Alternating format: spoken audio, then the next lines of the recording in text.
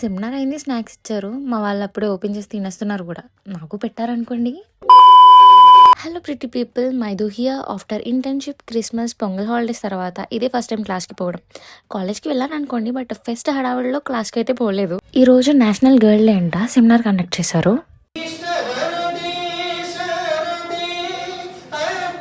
Song బాగుంది కదా, అందుకే ఉంచాననుకోండి.